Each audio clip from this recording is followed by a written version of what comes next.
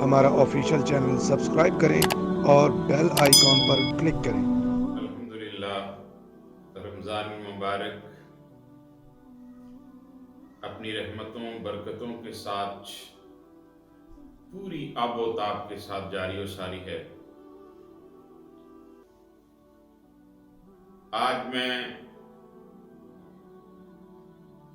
نبی رحمت صلی اللہ تعالی علیہ وآلہ وسلم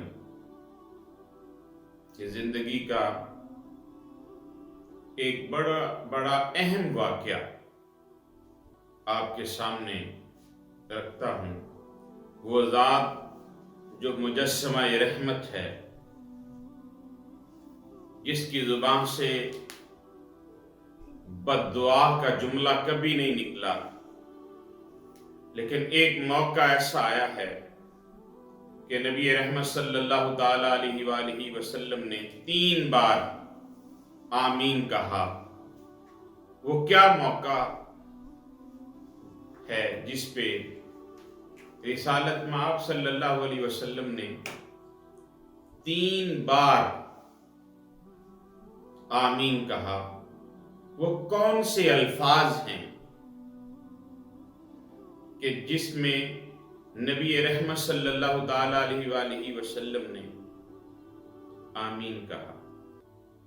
حضرت کعب رضی اللہ تعالی عنہ فرماتے ہیں کہ نبی رحمت صلی اللہ تعالی علیہ وآلہ وسلم تشریف لائے، ممبر کے پاس آئے اور ہمیں فرمایا کہ میرے ممبر کے قریب آ جاؤ۔ ہم سارے ممبر کے قریب آ گئے۔ نبی رحمت صلی اللہ تعالی علیہ وآلہ وسلم ممبر شریف کی پہلی سیڑھی پہ قدم مبارک رکھا اور آپ نے آمین کہا۔ پھر دوسری سیڑھی پہ قدم مبارک رکھا تو نبی رحمت صلی اللہ علیہ وسلم نے پھر آمین کہا۔ پھر تیسری سیڑھی پہ قدم مبارک رکھا تو پھر تاجدار کائنات صلی اللہ تعالی علیہ وآلہ وسلم نے آمین کہا۔ پھر خطبہ ارشاد فرمایا۔ خطبہ ارشاد فرمانے کے بعد جب رسالت میں آپ صلی اللہ تعالی علیہ وآلہ وسلم نیچے تشریف لائے نا، تو ہم نے عرض کی، یا رسول اللہ صلی اللہ علیہ وسلم، فدا قومی و ابی، ہمارے ماں باپ قربان۔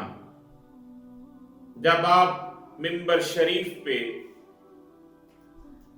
تشریف لے جا رہے تھے، آپ نے پہلی سیڑھی پہ قدم مبارک رکھا تو آپ نے آمین کہا، دوسری پہ رکھا تو آمین کہا، تیسری پہ رکھا تو آمین کہا۔ یا رسول اللہ صلی اللہ علیہ وسلم، یہ راز کیا ہے؟ آپ نے 3 بار آمین کیوں کہا؟ تو تاجدار کائنات صلی اللہ تعالی علیہ وآلہ وسلم، جو پورے کائنات کے لیے، 2 جہانوں کے لیے رحمت بن کر آئے ہیں، وہ ارشاد فرماتے ہیں کہ اس وقت میرے پاس جبریل امین تشریف لائے تھے، اور جب میں نے پہلی سیڑھی پہ قدم رکھا تو جبریل نے کہا کہ یا رسول اللہ صلی اللہ علیہ وسلم، ہلاک ہو جائے وہ شخص جو رمضان مبارک کو پائے مگر وہ اللہ سے اپنی مغفرت نہ کروا سکے۔ تو میں نے آمین کہا۔ پھر جب میں نے دوسری سیڑھی پہ قدم رکھا تو جبریل نے کہا، یا رسول اللہ صلی اللہ علیہ وسلم، ہلاک ہو جائے وہ شخص کہ جس کے سامنے آپ کا نام نامی اس میں گرامی لیا جائے اور وہ آپ صلی اللہ علیہ وسلم کی ذات پہ درود نہ پڑے۔ تو میں نے آمین کہا۔ پھر جب میں نے تیسری سیڑھی پہ قدم رکھا تو جبریل امین نے یہ الفاظ کہے کہ ہلاک ہو جائے وہ شخص جو اپنے والدین کو بڑھاپے میں پائے اور ان کی خدمت کر کے اپنے اوپر جنت کو لازم نہ کر لے، تو میں نے آمین کہا۔ گرامی قدر سامعین، تینوں باتیں بڑی اہمیت کی حامل ہیں۔ رمضان مبارک کا دوسرا عشرہ شروع ہو چکا ہے۔ یہ بخشش والا عشرہ ہے، یہ مغفرت والا عشرہ ہے۔ ہمارے پاس اللہ تعالیٰ کی طرف سے یہ جو سانسوں کو وسعت ملی ہے، اس کو غنیمت جانتے ہوئے ہمیں اپنے مالک کو راضی کر لینا چاہیے۔ اپنے مالک کے آگے گڑ گڑا کر کے، آہوزاری کر کے، اپنی آنکھوں کو نم کر کے، اس کے آگے اپنی پیشانی کو سجدے میں رکھ کر کے، اپنے سجدوں کو طویل کر کے اپنے مالک کو راضی کرنا چاہیے، کیونکہ یہ الفاظ جبریل امین کے ہیں، اور آمین نبی رحمت صلی اللہ علیہ وسلم فرما رہے ہیں۔ اور آپ جانتے ہیں کہ آمین کا معنی کیا ہے میرے برادر۔ اسی طرح یہ مہینہ کیونکہ ملکی ماحول کے مطابق ہمیں بہت سارا وقت مل گیا ہے، تو ہمیں نبی پاک صلی اللہ تعالی علیہ وآلہ وسلم کی ذات پہ درود و سلام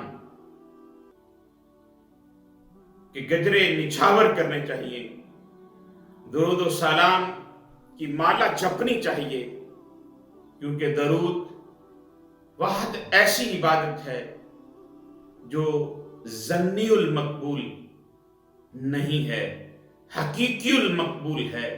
باقی ساری عبادتیں ظنی المقبول ہیں، اللہ قبول کرے نہ کرے، لیکن درود شریف ایسا عمل ہے، ادھر سے آپ نے پڑھا، ادھر میرا اللہ اسے قبول کر لیتا ہے۔